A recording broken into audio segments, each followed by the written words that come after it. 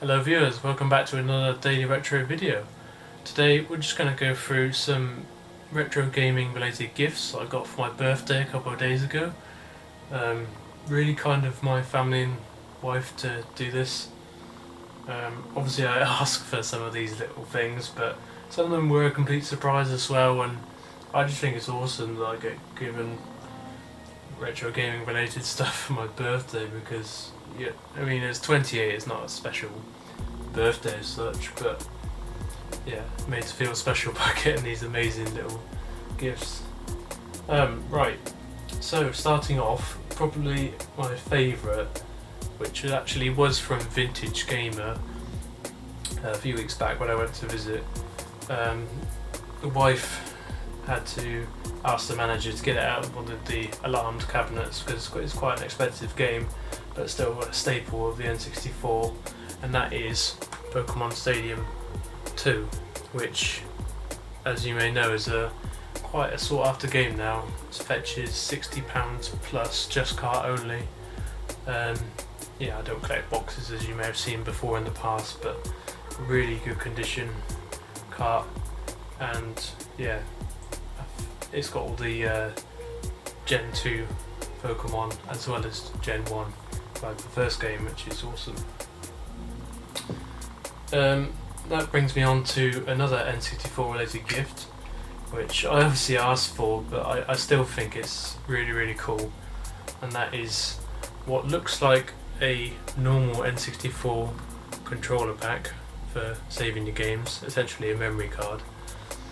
And instead of having, I've taken the screws off just for ease to show you, instead of having a CMOS battery in there, you've got an FRAM chip. So this is RAM that can remember things when it's got no power running to it, which means the save games that you save to this are not lost when there's no power to it, which is absolutely amazing and meant to last hundreds of years, whereas the CMOS batteries that are in old controller packs sort of only lasted maybe 15 years at a push. So you're lucky if they're still working, let's just say that. Yeah, it's by an eBay seller. I think they're called Retro Refresh on eBay. You can just buy the chips and upgrade your existing controller packs, but I just thought that was really cool. And I've already got the Hyperkin Admiral tool set to be able to take my old controller packs, back them up to the Hyperkin Admiral on SD card, and then sync it to this new pack, which obviously will never ever die in my lifetime, which is really cool. I just think preservation like that is awesome, and how someone has found that chip fitted that memory, that controller pack, I'll never know, but yeah, I love tech. And then from my best man from my wedding, just got some really cool games that he found in the loft, which I thought was very thoughtful, to be honest. They're original Game Boy games. They've got his initials on the back, as you may or may not be able to see, if it'll focus. Anyway, there's 4 of them. So there's the Amazing Spider-Man, which I did not own, but I've heard good things. The original Worms, which is another really cool Worms game. Battletoads, which I'm meaning to get on the Mega Drive because it's so much fun on the Mega Drive. Yeah, these games, if you're noticing they're not in the greatest condition, you'd be right, but if they work, they work, and Isopropyl makes them even better. This one's a WWE All-Stars wrestling game.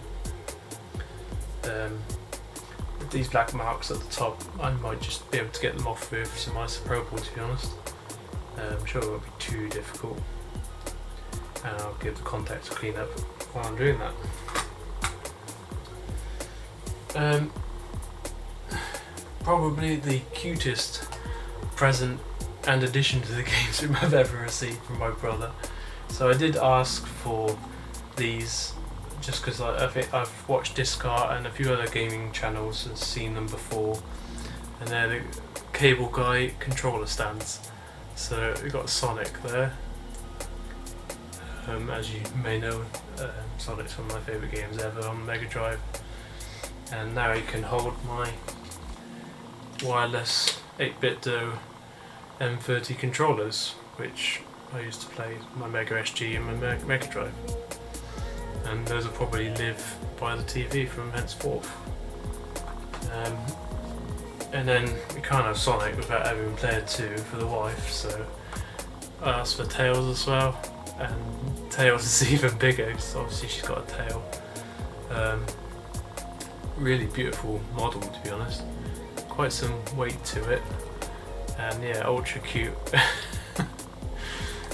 Yeah, she'll be displaying the other 8BitDo controller.